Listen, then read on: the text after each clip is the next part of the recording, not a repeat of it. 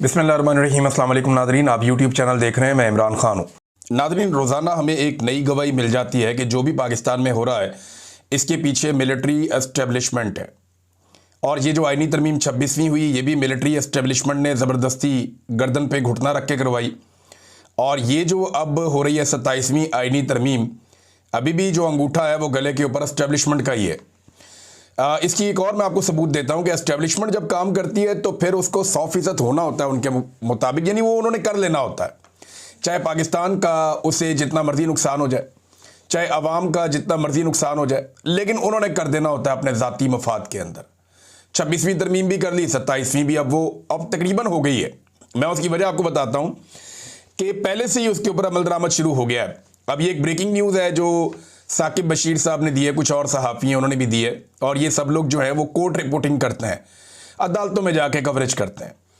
तो इन्होंने बताया जी कि ज़राए के मुताबिक मुमकिना 27वीं तरमीम के नतीजे में तश्कील होने वाली वफाकी आइनी अदालत, ये एक नई अदालत बनाने जा रहे हैं ना, जिसमें कोई 9 जजेस कहते हैं होंगे, और उसका चीफ जस्टिस भी 70 साल की उम्र के बाद रिटायर होगा। यानी जस्टिस अमीनुद्दीन साहब जो हैं वो उनके लिए लंबे रास्ते इन्होंने खोल दिए हैं, क्योंकि उन्होंने काम ही बड़ा कमाल करके दिया है। तो अब इसके अंदर ये बता रहे हैं जनाब के वफाकी आइनी अदालत की जगह का इंतखाब के काम शुरू हो गया है। आइनी अदालत शरीयत कोर्ट की जगह बनेगी, जबकि शरीयत कोर्ट इस्लामाबाद हाई कोर्ट के तीसरे फ्लोर पर मुंतकिल करने का इम्कान है। इस्लामाबाद हाई कोर्ट का तीसरा फ्लोर खाली कराने का काम जारी है। अब ये खबर जो है पाकिस्तान के डिफरेंट चैनल्स के ऊपर भी चल गई, तो आप अंदाजा करें कि अभी तरमीम हुई नहीं, यानी पहले पिंड बसिया नहीं तो चक्के पहले पै गए। इन्हें डाकू जो है वो पहले आ गए, अभी तो गांव में आबादी नहीं हुई, तरमीम बनी नहीं, हुई नहीं, लेकिन तरमीम की इतना यकीन है एस्टेब्लिशमेंट को कि हमने ये कर लेना है। ऐसे उन्होंने नंबर पूरे किए हुए हैं कि उन्हें पूरा यकीन है कि हम ये कर लेंगे। जो आर्मी चीफ को चाहिए हम उन्हें दे देंगे, जो जजों को चाहिए वो हम उन्हें दे देंगे।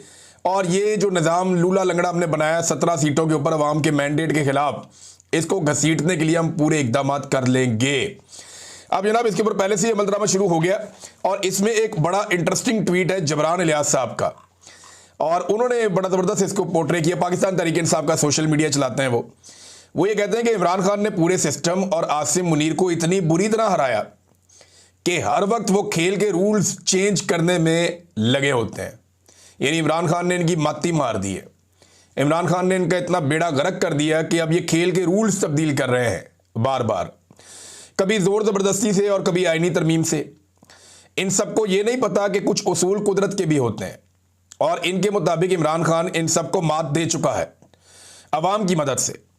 अब वो लोग आगे जो कुछ भी करें, पहले अपनी मायूसी, महरूमी और नाकामी लोगों को दिखाएंगे, और फिर ताकत दिखाने के बावजूद और ज़्यादा रुसवा होंगे, क्योंकि इससे कुछ हासिल नहीं होगा, उल्टा पाकिस्तान को नुकसान पहुंचेगा और लोग और शिद्दत से इनके खिलाफ हो जाएंगे।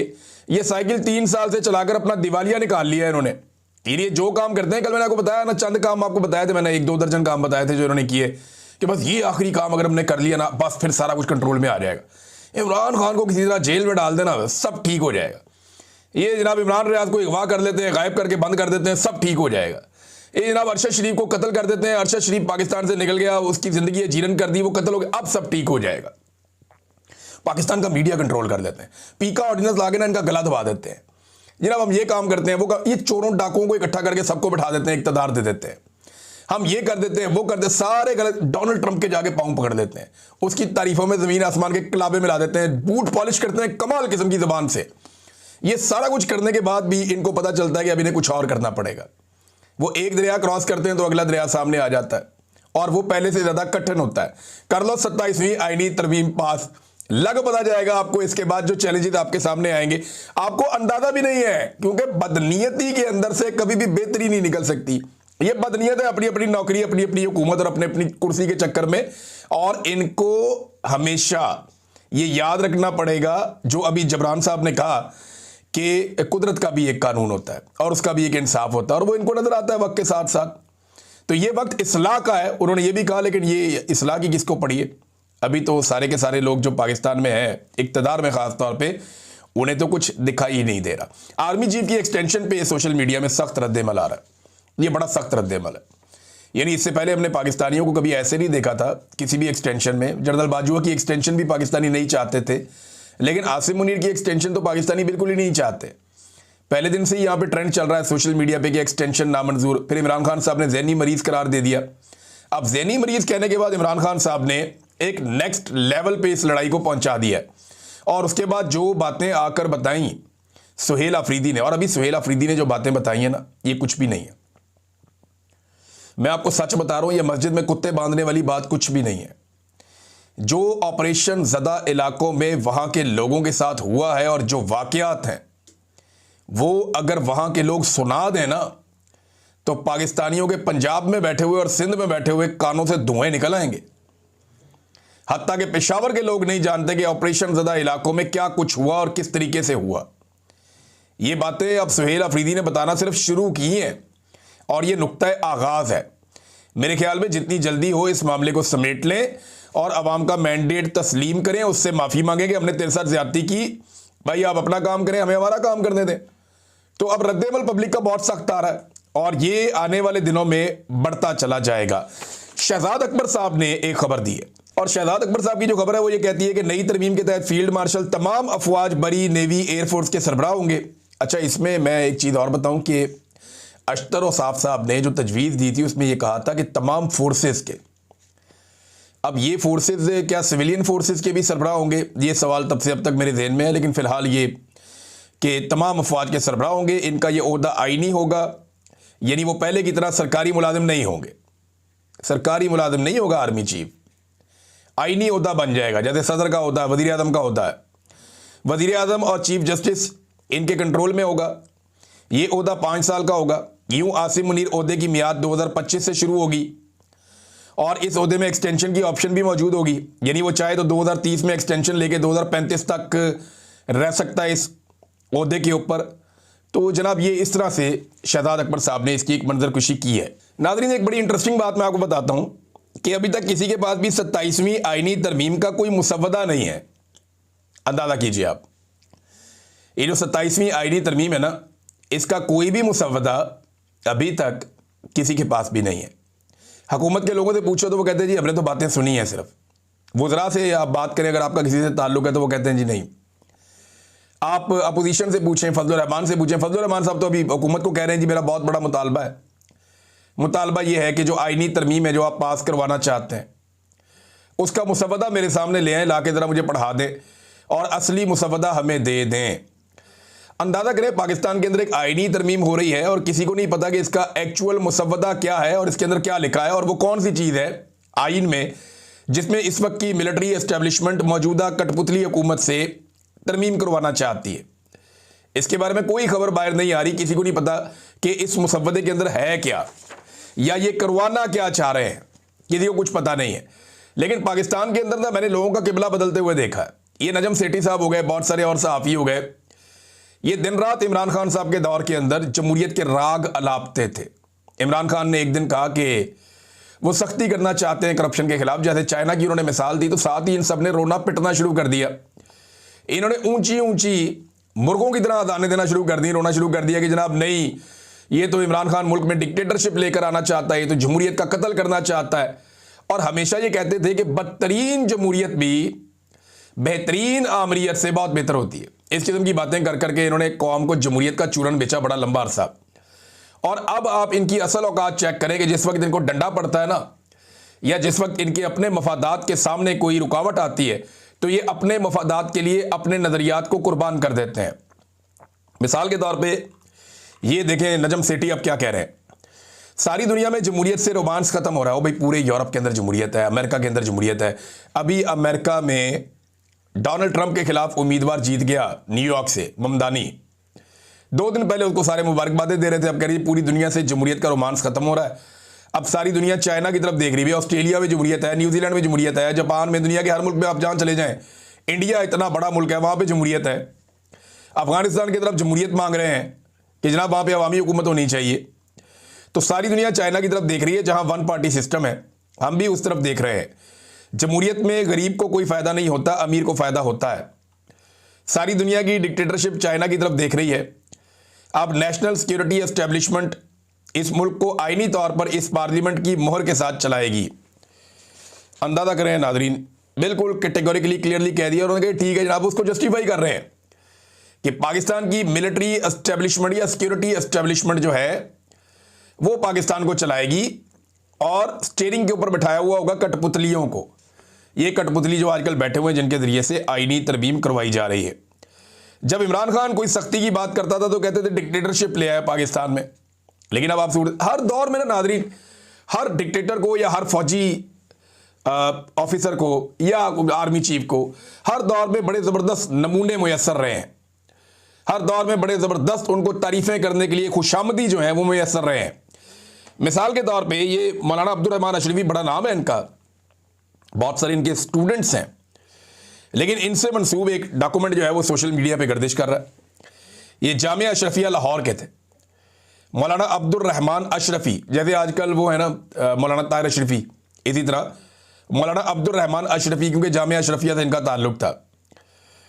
तो उन्होंने लिखा था एक पेज, उसके ऊपर जो उसका मेन वर्क था उस पर लिखा हुआ था, साथ ज़िया-उल हक की तस्वीर बनी हुई थी और ज़िया-उल हक की तस्वीर में से चारों तरफ किरणें निकल रही थी, नूर की किरणें निकल रही थी। उस दौर में जितनी निकाली जा सकती थी उस तरह उन्होंने उस टेक्नोलॉजी के तहत निकाली, नूर की किरणें, जनरल ज़िया-उल हक का बीच में फ़ोटो, बड़ा खूबसूरत, बड़ा वजी, और उसके ऊपर जनाब जो तहरीर लिखी हुई थी मौलाना अब्दुल रहमान अशरफी साहब से मंसूब, वो ये थी, जनरल साहब को सरकार दो आलम सल्लल्लाहु अलैहि वसल्लम की तरफ से कई सलाम पहुँचे, कई पैगाम आए। यानी इन्होंने दीन का मंजर मौलवियों ने हर दौर में डिक्टेटरों के सामने बेचा है। इन्होंने हर दौर में दीनी मामलात को, तसव्वुफ को और दीनी इस्लाहात को डिक्टेटरों के फ़ायदों के लिए इस्तेमाल किया। आज भी कई लोग कहते हैं कि जनाब आसिम मुनीर साहब के बारे में बहुत सारी दीनी बातें करते हैं, आजकल ये काम जो है वो कर रहे हैं ज़्यादातर, क्या नाम है, अंसार अब्बासी साहब, कि जनाब बड़ी मजहबी शख्सियत है, कुरान पाक को जानते हैं, कुरान पाक की तालीमात पर अमल करते हैं, और जाके एक दफ़ा इसको चक्कर लगवाओ अंसार अब्बासी को, इनको लेकर जाओ और ले जाके दिखाओ कोट लखपत जेल में जो औरतें बंद हैं, उनसे पूछेंगे कौन से कुरान पाक पे अमल दरामद हो रहा है। इनको लेकर जाओ मार्ग बलोच से और उनके जो साथी गिरफ्तार किए गए हैं गैर कानूनी तौर पर, ज़रा उनसे मुलाकात करवाएं। फिर इनको लेकर जाएं तहरीके लब्बैक के उन लोगों के घरों में जिनके बंदे या उनकी लाशें वापस ही नहीं मिल रही, तो उनको पता चले कौन से इस्लामी उसूलों पर अमल दरामद हो रहा है।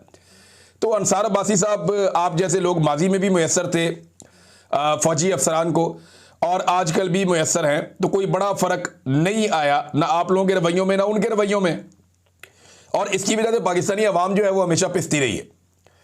पाकिस्तानी अवाम जो है उसकी हालत ख़राब होती रही है।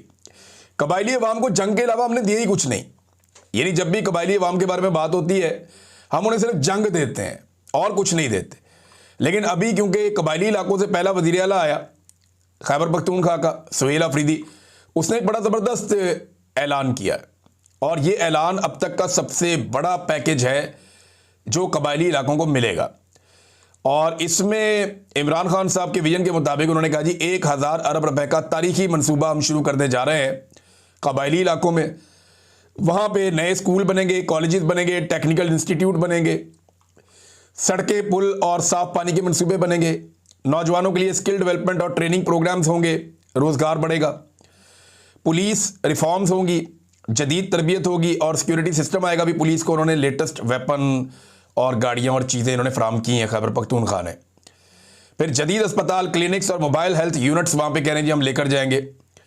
स्पोर्ट्स कम्प्लेक्स और ग्राउंड्स तामीर किए जाएंगे ताकि खेलों को थोड़ी सी तकवीयत मिले खैबर पख्तूनख्वा में। फिर माशी इस्तेहकाम के लिए कह रहे हैं जी नए कारोबारी मराकज़ और तरक्की के नए मौके हम पैदा करेंगे। ये 1000 अरब रुपया लगाने जा रहे हैं। फिर तवानाई पे बताते हैं जी transmission line, feeders, solar system और सोलर ग्रिड, ये सारी चीज़ें वो जो कहते हैं जी हम लेकर जा रहे हैं कबायली इलाकों में ताकि कबायली अवाम की जो महरूमियाँ वो दूर हो जाए। अब उनको जंग ही देनी है सिर्फ कि उनकी मादनियात उठानी है तो वहाँ पे जंग जारी रहे, जैसे सूडान में है। सूडान में तो मामला साफ है ना, वहाँ पे जंग इसलिए है कि वहाँ से सोना निकालना है। लेकिन दुनिया में जहाँ पे भी मादनियात होती है वहाँ लड़ाई हो जाती है। तरक्की याफ्ता ममालिक के अलावा पूरा अफ्रीका आप उठाकर देख लें, कॉन्गो से सोना निकालता था फ्रांस, और भी कई मुल्कों के लोग आते थे वहाँ से सोना निकालते थे, और ये बड़ा लंबा अरसा कई दहाइयों तक वहाँ से सोना निकालते रहे, ड्रिजेस लगा के बहुत बहुत बड़ी मिकदार में सोना वहाँ से लेकर गए। पूरा यूरोप अमीर हो गया इतना सोना लेकर गए वहाँ से कॉन्गो से। तो कॉन्गो में हमेशा एक ग्रुप दूसरे ग्रुप से लड़ता ही रहा है। जो सोने की गाड़ियां थी या ट्रक था जो उन्हें लेकर जाते थे, उनके रास्ते में कभी रुकावट नहीं आती थी। एक दूसरे को वो मारते थे जानवरों की तरह, उनको हथियार भी फराहम किए जाते थे। तो इसी तरह हर उस इलाके में जहां पे मादनियात होती हैं, बदअमनी पैदा की जाती है। जैसे बाई डिज़ाइन खैबर पख्तूनख्वा के कबायली इलाकों में बदअमनी पैदा की गई, लेकिन ये अच्छा कदम है जो उठाया जा रहा है। नाज़रीन, TLP के हवाले से एक बड़ी खौफनाक इंफॉर्मेशन हमारे पास आई है। मैं उसे देख रहा था और हैरान हो रहा था कि ये क्या किया इन्होंने। एक वकील साहब सामने आए हैं और ये पहली आवाज़ है जो हमारे सामने आई है। और वकील साहब जो हैं, इनका नाम है एहसानुल्लाह आरिफ। ये बारिश वकील हैं। इन्होंने ये बताया कि अब तक 24 तहरीक लब्बैक के शहदा की फैमिलियों ने इनसे रब्ता किया है अपनी लाशें लेने के हवाले से कि हमें हमारी लाशें मिलें। 24 लोग अब तक सिर्फ एक वकील से रब्ता कर चुके हैं। कई ऐसे होंगे जो डर के छुपे हुए हैं, बात ही नहीं कर रहे। कई ऐसे होंगे जिन्हें खामोशी से लाशें पहुंचा दी गई, ये बोलना नहीं वरना ऐसी तैसी फेर देंगे। घर के बाहर आप एक सिपाही बिठा दें तो गरीब आदमी तो बात ही नहीं कर सकता। तो ये नाज़रीन सूरत हाल है कि जो मारे गए हैं लोग मरीदके में, उनके 24 केसेस सिर्फ एक वकील के पास है। और वो बताता है कि सैयद हशमतुल्लाह और सैफुल्लाह के कातलों में इनकी फैमिली पर दबाव डाला जा रहा है कि आप ये बयान दे दें कि साद रिजवी और अनस रिजवी ने गोलियां मार के हमारे भाइयों को कत्ल किया है। और लवाहिकीन जितने भी हैं उनके घरों पे पुलिस जा रही है, लगातार उनको ज़हनी तौर पे टॉर्चर कर रही है, उनके ऊपर दबाव डाल रही है कि जैसे हम कहते हैं वैसे चलो, इसके अलावा कोई और रास्ता नहीं है। नाज़रीन, फजलुर रहमान साहब के साथ भी मोहसिन नकवी साहब ने गेम डाल दी है। और ख़बर यह है कि मोहसिन नकवी ने DG पासपोर्ट को हुक्म दिया, और ये खबर हमें फ़हीम अख्तर मलिक साहब दे रहे हैं कि मौलाना फजलुर रहमान साहब का जो पासपोर्ट है इसके ऊपर सार्क का स्टिकर नहीं लगाना है। बांग्लादेश आपने जाना होता है, सार्क का स्टिकर लगता है पासपोर्ट के ऊपर, इसके ऊपर कोई वो वीज़ा शीज़ा नहीं होता। तो जनाब स्टिकर नहीं लगा, पासपोर्ट वापस फजलुर रहमान साहब को मिल गया। और ये जो पार्लियामेंटेरियंस के वीज़े नहीं होते, इनको सार्क का स्टिकर लग जाता होता है। फजलुर रहमान साहब ने 11 नवंबर को जाना था, लेकिन क्योंकि आईनी तरमीम करवानी है, फजलुर रहमान का यहाँ होना ज़रूरी है। और याद सादिक से भी पूछा, याद सादिक ने जाके उनसे पूछा, रब्ता किया DG पासपोर्ट से, तो उसने कहा जी हमें मोहसिन नकवी ने कहा है कि सार्क स्टिकर इनके नहीं लगाए जा रहे। तो फजलुर रहमान साहब ने 11 नवंबर को जाना था। बहरहाल अब आईनी तरमीम करें और फिर उसके बाद फजलुर रहमान साहब जहाँ जाना चाहते हैं जाए। वैसे भी पाकिस्तानी तो पाकिस्तान छोड़ छोड़ के भाग रहे हैं, फजलुर रहमान साहब तो नहीं जाएंगे, उनका तो यहाँ पे बिजनेस बड़ा अच्छा है, पॉलिटिकल बिजनेस, लेकिन पाकिस्तानी जा रहे हैं। गुज़िश्ता 9 महीनों में दुबई में 54,000 नई कंपनियां आई हैं, 54,000। और इनमें दूसरे नंबर पे जो है वो पाकिस्तान है। पाकिस्तान की बेशुमार फर्म्स वो दुबई में जाके अपने आप को रजिस्टर कर रही हैं, और पाकिस्तान से पैसा निकल निकल कर दुबई में जा रहा है। और ये पाकिस्तान, इसीलिए ये साफ आपको नजर आ जाता है ना क्यों ये आदादोशुमार आ रहे हैं कि 51 साल की पाकिस्तान की कम तरीन सरमायाकारी हुई है। उसका रीज़न एक ही है ना, और वो यही है कि पाकिस्तान से लोग पैसा लेकर निकल रहे हैं। तो दुबई में बेशुमार लोग पैसा लेकर जा रहे हैं, सऊदी अरब में लेकर जा रहे हैं, अब यूरोपीय ममालिक में लेकर जा रहे हैं। लोग अपना पैसा निकाल कर मुख्तलिफ मुल्कों में जाके इन्वेस्ट कर रहे हैं कि पाकिस्तान के अंदर काम करना मुमकिन नहीं रहा। नाज़रीन, साहबजादा हामिद रजा साहब गिरफ्तारी देने आ रहे थे और उन्हें गिरफ्तार कर लिया गया और दहशतगर्दी की अदालत में उन्हें पेश किया गया। फैसलाबाद जेल उन्हें मुंतकिल कर दिया गया। साहबजादा हामिद रजा साहब ने भी इमरान खान साहब से वफादारी निभाई है। हालांकि पाकिस्तान तहरीक इंसाफ के नहीं है, सुन्नी इत्तेहाद काउंसिल उनकी अपनी जमात है, लेकिन उनकी बहनों पे, रिश्तेदारों पे, सब पे मुकदमात हुए, सबकी ज़िंदगी तंग कर दी गई, उनकी फैमिली को बहुत परेशान किया गया। लंबे अरसे से वो इमरान खान साहब से वफादारी निभा रहे हैं, ताल्लुक़ निभा रहे हैं। हालांकि साहबजादा हामिद रजा वो शख्सियत है जिनके एस्टेब्लिशमेंट के साथ कभी भी बुरे ताल्लुकात नहीं रहे थे, लेकिन उन्होंने अपने ताल्लुकात बहुत बिगाड़े एस्टेब्लिशमेंट से, इस नज़रिए के ऊपर कि इमरान खान जो बात कर रहे हैं वो ठीक कर रहे हैं। और तब से लेकर अब तक वो भुगत ही रहे हैं। और अब उन्होंने गिरफ्तारी दे दी है या उन्हें गिरफ्तार कर लिया गया है पंजाब पुलिस की जानिब से। 10 साल की सज़ा उन्हें पहले ही सुनाई जा चुकी है 9 मई के केसेस में। तो साहबजादा हामिद रजा साहब के लिए एक और इम्तिहान शुरू हो गया है। नाज़रीन, डोनाल्ड ट्रंप ने कहा कि जल्द अहम ममालिक अब्राहम अकॉर्ड का हिस्सा बनने वाले हैं। अब ये कौन से अहम ममालिक हैं, क्या इनमें पाकिस्तान शामिल है, ये बड़े सवाल आते हैं। आने वाले दिनों में हमें जवाब मिल जाएंगे। और भी खबरें आपको मैं नेक्स्ट व्लॉग में देता हूँ। अब तक के लिए इतनी, अपना ख्याल रखिएगा, अपने चैनल का भी। अल्लाह हाफ़िज़।